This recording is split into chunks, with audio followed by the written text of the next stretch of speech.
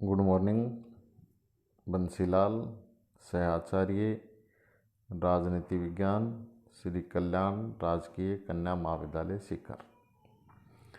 Syllabus के अनुसार अपना अगला टॉपिक है व्यवस्था विश्लेषण। इस टॉपिक को समझने से पहले अपन इस वीडियो में आज ये डिस्कस करेंगे कि व्यवस्था क्या होती है, व्यवस्था किसको कहते हैं और राजनीतिक व्यवस्था क्या होती है, उसकी क्या विशेषताएं होती हैं, कैसे पहचान कर सकते हैं कि ये राजनीतिक व्यवस्था है। इन सब बातों पे आज इस वीडियो में डिस्कस करेंगे। आज के इस वीडियो का टॉपिक है राजनीतिक व्यवस्था की अवधारणा। राजनीति विज्ञान के अध्ययन में राजनीतिक व्यवस्था विश्लेषण उपागम एक नवीन दृष्टिकोण है। इस उपागम का प्रयोग प्राणी विज्ञान और समाजशास्त्र में पहले से ही किया जा रहा था। डेविड ईस्टन ने इसे राजनीति विज्ञान के अध्ययन हेतु प्रयोग में लाने पर जोर दिया।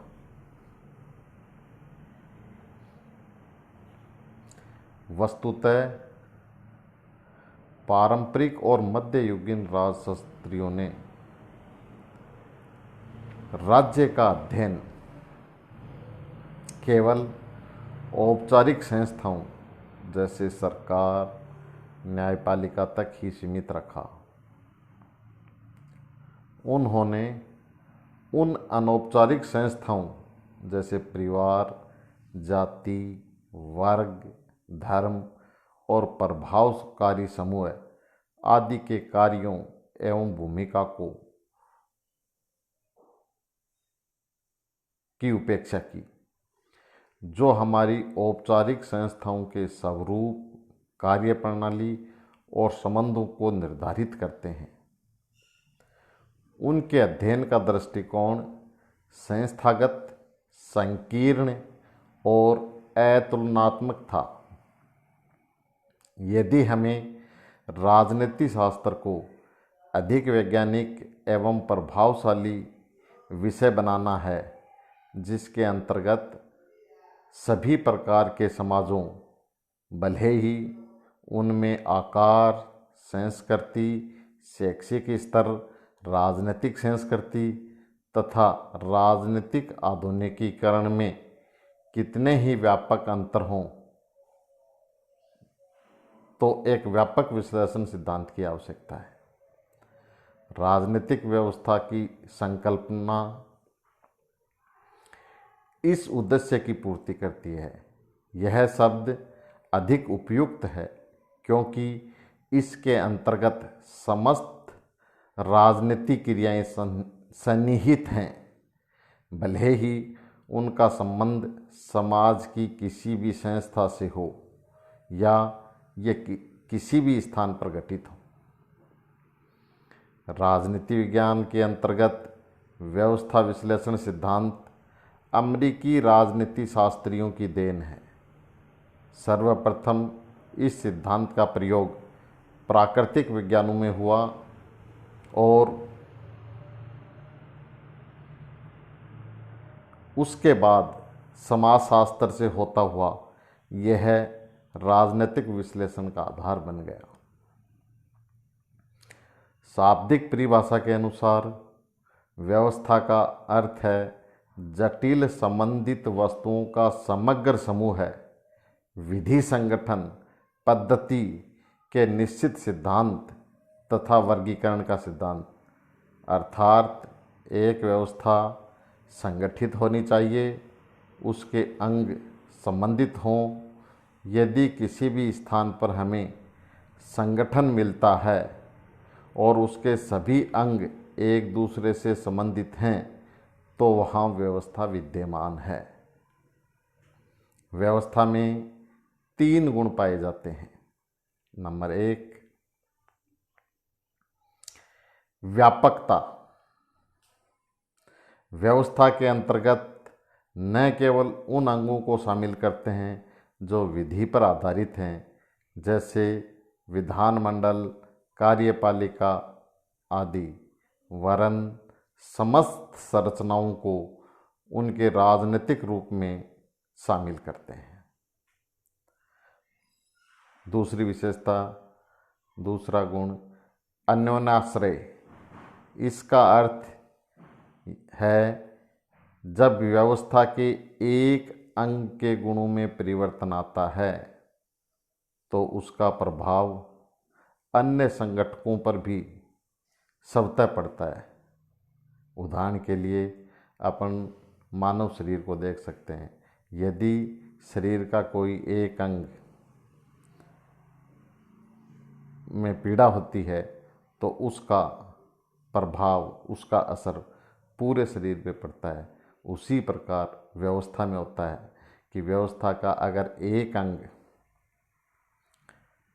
में परिवर्तन आता है तो उस परिवर्तन का पूरी व्यवस्था पे प्रभाव पड़ता है, अर्थात वो परिवर्तन पूरी व्यवस्था को प्रभावित करता है।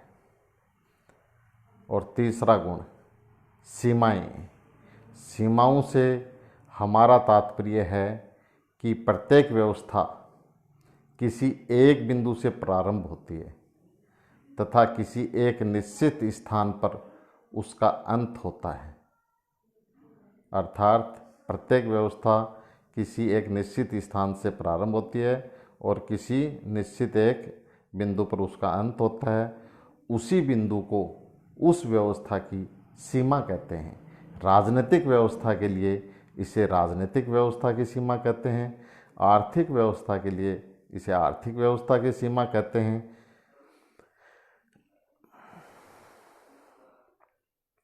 समाज स्वयं एक व्यवस्था है जिसका निर्माण राजनीतिक व्यवस्था के अतिरिक्त अन्य व्यवस्थाओं जैसे आर्थिक, सांस्कृतिक, शैक्षणिक, धार्मिक और जैविक व्यवस्थाओं से होता है। ये सभी व्यवस्थाएं एक दूसरे को प्रभावित करती रहती हैं।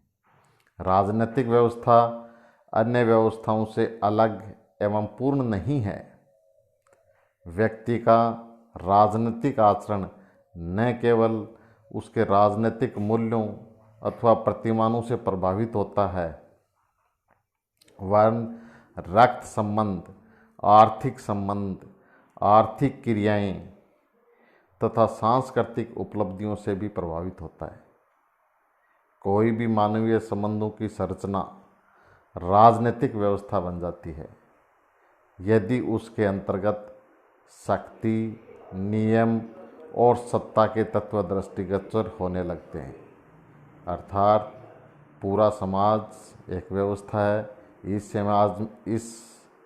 व्यवस्था में भी अनेक उपव्यवस्थाएं हैं, जैसे आर्थिक उपव्यवस्था है, सामाजिक आर्थिक उपव्यवस्था है, राजनीतिक उपव्यवस्था है, सांस्कृतिक उपव्यवस्था है।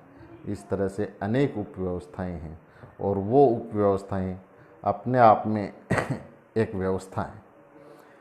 राजनीतिक व्यवस्था अपने आप में पूर्ण नहीं है, आर्थिक व्यवस्था अपने आप में पूर्ण नहीं है, सांस्कृतिक व्यवस्था अपने आप में पूर्ण नहीं है, अपितु सारी व्यवस्थाएं एक दूसरे से जुड़ी हुई हैं, एक दूसरे से संबंधित हैं, एक दूसरे पे अन्योन्याश्रित हैं। अब नेक्स्ट वीडियो में अपन डेविड ईस्टन के व्यवस्था सिद्धांत पर डिस्कस करेंगे। धन्यवाद।